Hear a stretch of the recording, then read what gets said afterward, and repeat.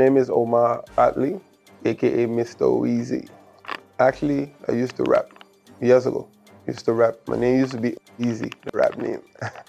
And I was pretty good, pretty persistent, met a lot of people, but the rap game is kind of different than the soca game. So it's kind of, you need a lot of finances to make it, you know what I mean? But at the time I was in college and everything, just pushing, doing my little thing. And when I came back to St. Martin, I always wanted to be in a band. In 2014, I think, I was jamming behind No Limit, and my cousin, Rahim Hefe, he gave me the mic. He just wanted to have a good time. And I was singing along with them, and I was like, you know what? I like this. I like this. So 2015, I was actually a backup singer with the No Limit Band. You understand? No Limit Band is a band that I think we all look up to. It was in the game 17 years. In 2015, it was a big deal for me to even be backup with No Limit. My name is King James, a soca artist out of St. Martin. I met Umar through my best friend, which is his cousin. And then I happened to move to Atlanta when Umar was away for college in Atlanta. So we got to know each other while we was in Atlanta. And back in the day, it wasn't Mr. O-Ezy, the soca man. It was Mr. O-Ezy, the rapper. Yeah, and I was the only soca man then. I used to be working on my soca music. He used to be working on his rap music. And yeah, that's how we basically got to know each other overseas in Atlanta. I'll give you the real story. Right, Uncut. In 2015, like I say, I was singing with No Limit. I said, all right, this backup thing is cool. Let me write a song for myself in 2016. And hear me very good in this situation. I wrote Stick It, okay? Just playing around, and I wrote it and I put everything together. The melodies, the words, everything together. And at that time, my cousin used to work for me, Darnell, remember the leader of XB? He used to work for me. He was telling me, man, join the band, join the band. It's gonna be good, it's family, you know? Leave Bigfoot, join. So it was kind of thing to me because Bigfoot is family too, and I didn't really want to leave. But I say, you know what, at the end of the day, King James was in XB at the time. At the end of the day, it's perfect, you know? We family, close. King James and I like family. Let's do it, you know? Let's do this thing. So I made the venture. I said, okay, I'm not gonna sing with No Limit for 2016. I'm gonna sing with XB. And when Stick It came out, it was such a big deal that I actually got a book for a gig. You know, it was $500. I could tell you the amount. DJ Big Up, she gave us our first gig, gave me my first gig. And I said, you know what? Daniel, look what we're gonna do. I'm gonna take the $500, I'm gonna give you $250, and you can bring the rhythm man from Sabre. And at that time, I'm gonna give King James $250, and he can come from Miami, because at the time, tickets wasn't that expensive. All right, cool. And during the course of the gig, I got a call a day, and they asked me, so you're gonna sing your one song, and then come off the stage, and then we're gonna sing the rest? So I was like, but this is my gig. You know, I was booked for this gig. I brought the band on the gig. And it was like, yeah, but, you know, apparently you're you're really in the band or whatever. So I said, you know what we're gonna do? The $500, I gave it to them. And at that time, I found my own little thing. So he got his first gig. It was DJ Bigger's birthday bash. And he told me, he was like, look, I charge and everything, but I'm gonna bring you down, I'm gonna buy you a ticket to come perform with, at that time, oh wait, let me track back. At that time, he was going to be a part of the XP band because I was then singing with the XP band as well. So he was like, look, we're gonna do this show and we're gonna send the money for your ticket and you're gonna come down, we're gonna perform and everything. So I was like, okay, cool, no problem. So that's how, that was our first performance. Now, during the time of our first performance, something happened left, something happened right.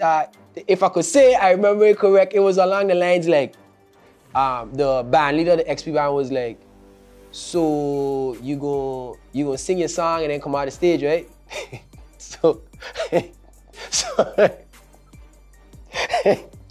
so Omar was like, wait, but we get this gig cause I stick it. So, and I thought I was a part of the band, so I have to sing one song and then come out the stage. But being the person that Omar is, he was like, all right, cool, no problem. Boop, boop, boop. Then like, I forget how much days after, he was like, I have my own band. That was it. He was like, I got my own band. You know what, XP? I do how you think, I can do my own thing. And the rest was history from there. I had DJ King Kimbe, King James perform with me. I brought Aquan. And basically, we didn't have no rhythms, nothing. What I used to do is like use a DJ, play the song, and he would fill in over the song. You know what I mean? It was a mess. But the people waited, the people stayed, and they enjoyed the service. It shocked me, you know? And that was my first performance, and that's how that's how TG came about. It was being rejected by another band. That's how TG came about. Well, when he said he have a band, my first question was, who playing in your band? Because where these musicians coming from? And one thing with Omar, he's very determined. If he says he's going to do this, he will not stop until he does exactly what he says he's going to do. So we didn't even have a rhythm man. Well, I would say he then, because I was with XP then. So I would say he didn't have a rhythm man. He had a drummer, he had a bassman. Did he have a keyboardist? No, he didn't have a keyboardist neither. So it was the drummer, the bassman, and he was singing. Now, you need a rhythm man. The rhythm man is a core, that's like the core of the band. So, couldn't find a rhythm man, so Omar decided he gonna contact his cousin, which is DJ King Kimbe. He gonna get the rhythms on tracks, and Kimbe gonna DJ the rhythms like that. So I was like, how is that going to work? Like, he was like, don't worry, I will make it work. We gonna just practice and we gonna get it. And that basically was the first performance. A DJ, a bass man and a drummer, and Omar was singing. It wasn't music, like writing wise, it wasn't difficult. It actually helped me because that's where I got a lot of my lyrics from.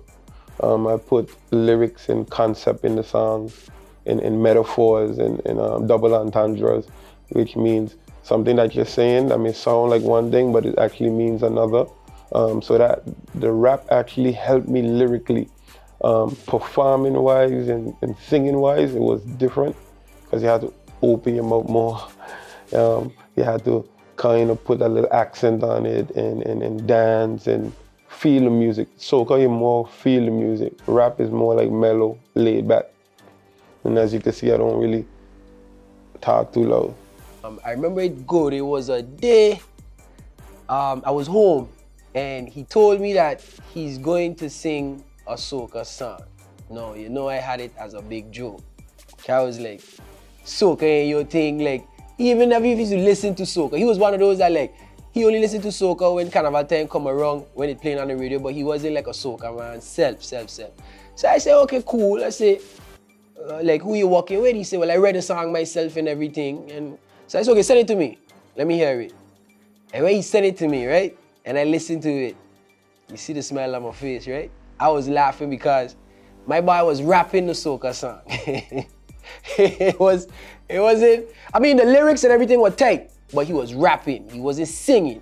So when he sent it to me, I sent him back a voice and I was like, you ain't gonna sing it like that, right? I was like, cause that is rapping, you gotta sing it.